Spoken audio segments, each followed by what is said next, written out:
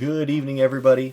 Auronnj here with another War of the Visions PvP video, and today I want to show you a comp and a strategy that I think is really good for Guild Wars on the current map. I know a lot of people have been struggling with making their AI kind of work the way they want it to, so I wanted to show you what comp I've started using on offense right now in order to kind of gain control of the map, to feel like I can make the fights flow the way I wanted them to flow.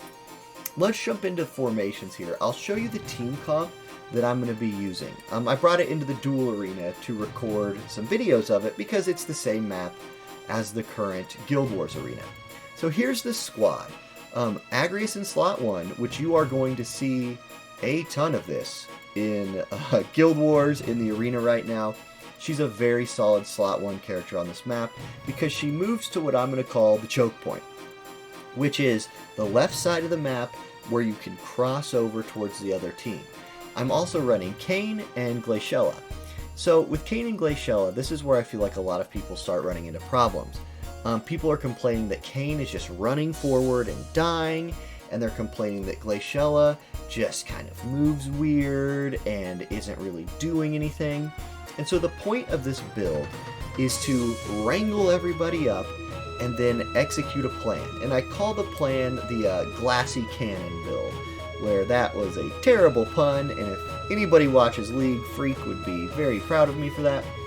Anyway, I give Kain armor here. Like, I made one of these. It doesn't slow him down. That's what I kind of like about this, and it gives him decent defense and a lot of HP. So I like this item. I give that to him. And then importantly, I give him this TMR. This is Cecil's TMR, and notice I don't have it maxed, but when Kain is wearing a TMR with a group buff on it, instead of going forward on turn 1, he'll head towards the group and buff them. That's the important thing with the Saint Circlet here.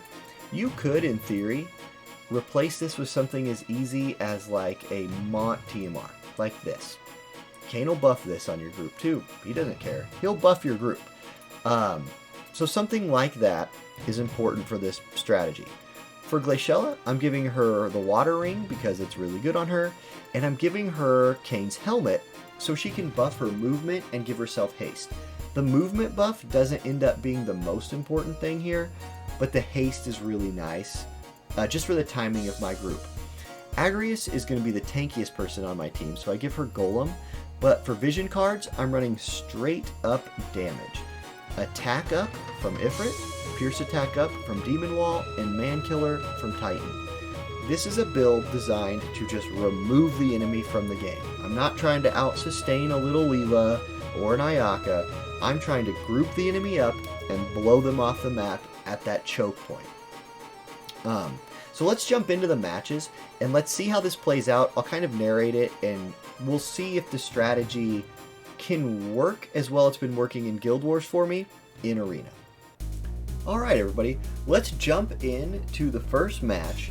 In this match you're going to see a really common opponent that you're going to run into in Guild Wars a lot right now, and that is Agrias, Little Leela, and Kain. I would say this is the most common opponent I'm seeing right now. So let's see how the strategy works against that team. A little bone I like to pick with Little Leela is I feel like you can tell that she was released a little bit too early in Global because she does too many things too well. But that's neither here nor there. Let's see how this strategy works against her. So first thing, you'll see that the enemy is moving towards the corner. Now the enemy Kain would come forward to kill my Kain if my Kain went over the wall. But notice how Kain slows down, he backs up, and that's going to bring the enemy Kain towards this choke point. Agrias moves up, Taunting Blade, that's fine. And now it's our turn. We get to start putting our AoE damage, layering our damage in on this choke point, and let's see how it works. Agrias uses Taunting Blade, Glaciela leap strikes in. Enemy Agrias is dead right off the start. Glaciela gets to go again because she has that haste buff. One-shots the Little Leela, and now it's just cleanup time. Enemy Kain's going to do his thing, but I mean at this point, our Kain hasn't even moved yet. In fact, his first move is going to be to kill the other Kain for the second time. So that was about of an ideal situation as you're going to see. It's not always going to work that good, especially against that comp. Okay, for the second video, I have a team here that I would suggest fighting more than a team with a healer on it. Like I said in the last clip, I think Little Leela is really broken, so I would suggest targeting teams without sustain with this build, just in case you don't get that one shot. You're building for the one shot. I say one shot. You're building for Agrias and Glaciela's DPS to layer over each other well enough that you kind of blow the other team up. However, where this team comp can fail is if that damage doesn't come through and the other team has an Ayaka casting Protect or something like that, and they barely live, and they can sustain them up. That's the big problem for this team. But here we go. Starting off the same as last time. You're buffing up Glaciela and Ayaka, getting that big damage. Enemy is heading towards the choke point. Glaciela is now fully buffed up and ready. Enemy gathering themselves. Kain will move into the danger zone. And here we go. Agrias steps up, taunting blade. There's your first layer of damage. Kain is ready in the back to come back the team up if he needs to. Glaciela leap strikes onto Kain. Obviously not the ideal target, but because Agrias has taunting bladed, it's no big deal, and Glaciela can turn around and start poking people. Okay, enemy Kain targeting Glaciela, that's not ideal.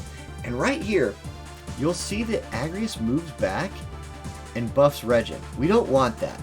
After this fight, I'm actually going to turn Regin off, so she'll use bells, because she could have made this a lot cleaner of a win if she would have had the AP to do another taunting blade. It's not going to end up mattering too much because the other team just barely doesn't have enough damage to one-hit kill us. So we can clean them up with Kain and Glaciela, no problem. Alright, so that was a win, but it could have been cleaner. Let's move on to the next clip. Alright, so in this clip, here's our comp. Now remember, Agrias not running Regin anymore. She's going to buff Bells. And this is, again, the type of comp we want to fight. In theory, or at least I thought in theory, this comp was going to head towards that choke point. They have no sustain, a lot of physical damage. We're going to be fine. It doesn't play out exactly like that, so let's take a look. You don't see a lot of Ramza right now in PvP, in auto PvP especially. So this one caught me a little bit off guard, but, well, you'll see. You'll see how it works out. It actually goes pretty well. Here's the crazy one. Ramza buffs and then goes straight over the top, straight forward, because he has big move and jump. That actually moves him into Kain's DPS range. So Agrias does the right thing, buffs spells. Kain actually moves up and just jumps on Ramza. You're about to see why you don't see a lot of Ramza, because he absolutely explodes to that. This puts our comp a little bit out of position. Kain has not buffed the attack of everybody. He's kind of in a weird place. You can see how we're moving weird, but he moves back, buffs everybody up. We spend a couple turns not really doing anything, but in exchange for a couple turns not doing anything, we've killed someone on their team. Now, here comes the DPS. There was Glaciela. Here comes Agrias. Orlando's dead. Kain's like, yeah, I'm here if you need me. And then, I mean, you can see how it plays out from here. Inglebert's going to get cleaned up. One proc of courage. And then Agrias does him in. So, the Ramza made that work weird. That's actually the first time that the movement, that my team's movement has not been exactly the same. But it took somebody getting so far out of position that they literally threw the fight. So that was no big deal. Let's move on to the next clip. Okay, fourth and final clip. Here you see a triple DPS team.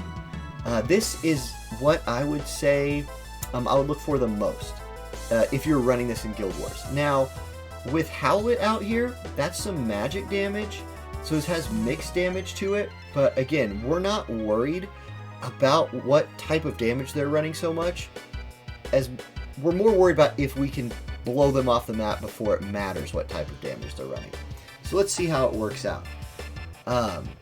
Cecil is a really interesting unit here because his defense buff could turn the tides a little bit.